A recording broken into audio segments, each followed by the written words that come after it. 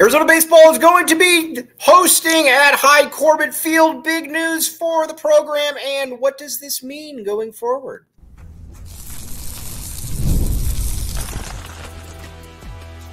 You are Locked On Wildcats, your daily podcast on the Arizona Wildcats.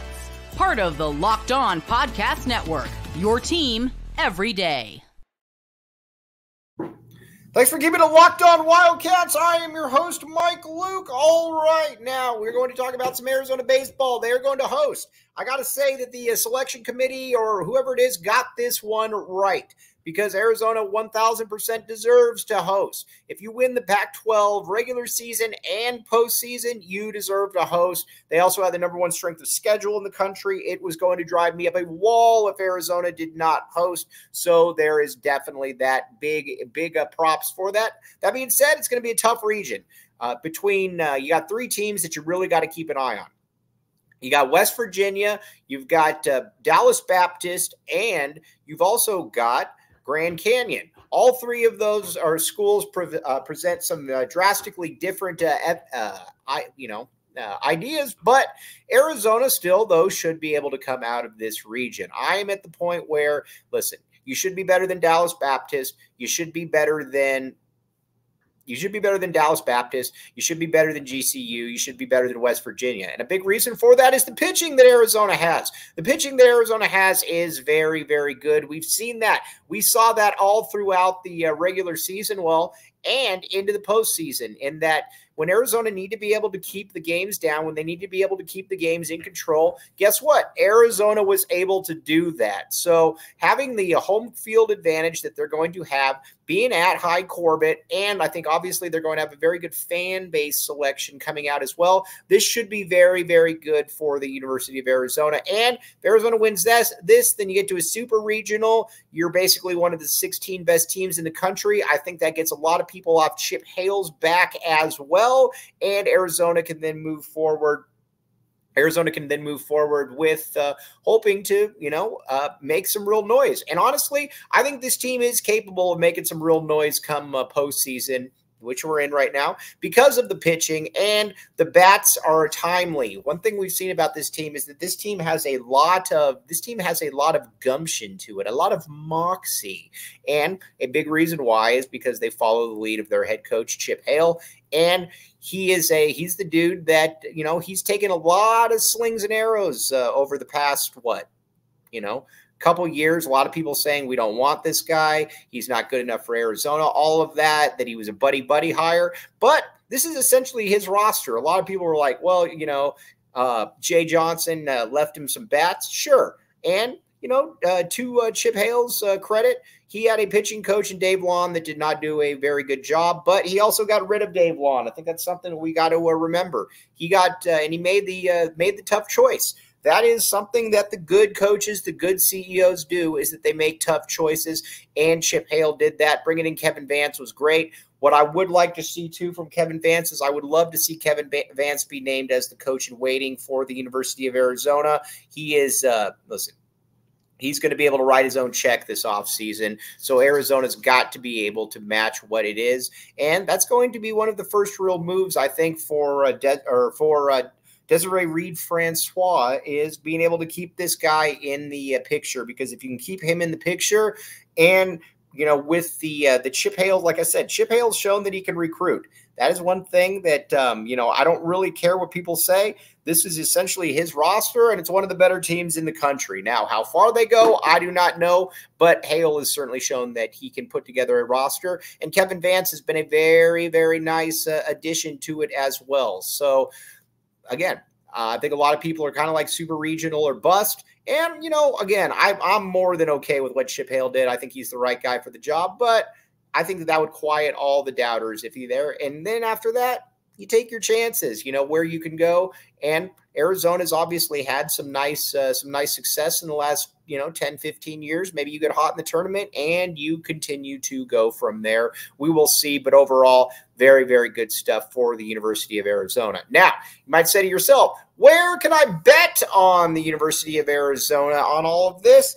Guess what? FanDuel here. FanDuel is here. We will take your money because we will know that it is good, and we would love to pay it back to you and more. Check it out. FanDuel.com/locked-on.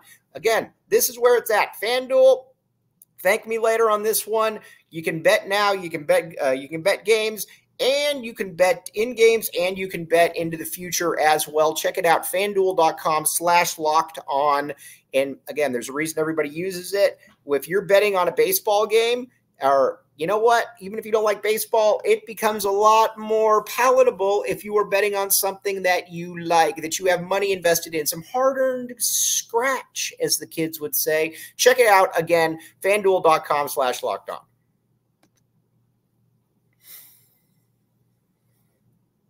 Thanks for keeping it locked on Wildcats and making this your first listen of the day. I am your host, Mike Luke. All right, now let's talk a little bit of U of A softball. When it comes to U of A softball, that's a different animal. I think at this stage in the game, Caitlin Lowe, I think it's hard to sit here and say that she inspires a lot of confidence. Arizona has clearly fallen off. That was probably not a hire that a lot of people would have made, but Mike Candrea was going to get that, and honestly, he should be able to get it. Now, again, a lot of times these hires don't work out. This one doesn't appear to be a hire that worked out, but Mike Candrea definitely does deserve that right to be able to make that hire. And the people that say, well, I would have done this. No, you wouldn't. You would have let Mike Candrea make that hire. But I think Caitlin Lowe is going to be in a win now mode next year, because if she doesn't, then I think you got to move on, because Arizona softball should have significantly higher expectations than what we have seen in the first 3 years from her. And it doesn't appear that it is really getting any better. And that's the thing with at least Chip Hale. It does appear that he's been able to kind of lay the groundwork to a certain degree. But with Caitlin Lowe, it doesn't appear that has really been the case to this point. We will find out, but it's going to be a massive year for her. And honestly, it should be a big year for her, because Arizona should have high expectations when it comes to softball. It's obviously, along with UCLA, the preeminent softball program historically in the country. There's no reason that it should fall off to the manner in which it has. All right, now moving on to a little bit of football. Arizona gets a very nice commitment, obviously, from Robert McDaniel, quarterback. You also got another quarterback, an in-state guy just now. This means one thing, that the coaching staff obviously loves Noah Fafita, and there's not a ton of faith in Braden Dorman. And that's just kind of the way it is. Now, listen, maybe Dorman's kind of that Nick Foles type, that it just takes him a little bit of time, and then he goes out on the field and he surprises people and he's really good. I don't know that that's the case, though. And if you're the coaching staff, you can't really bank on that. Now, listen, if Noah Fafita goes down, then obviously Arizona's in a world of trouble for a variety of different reasons. But Braden Dorman right now, I don't think has shown that he can be that guy. Who knows? Maybe if he goes out on the field, he can. But that's why Arizona's loading up on quarterbacks. It's no such thing as a wasted quarterback if you don't believe that quarterback has a method to be able to get you to where you want to get. That's something to obviously keep in mind. I have no problem with that. Now we're going to talk briefly about a little bit of Arizona basketball coming up next.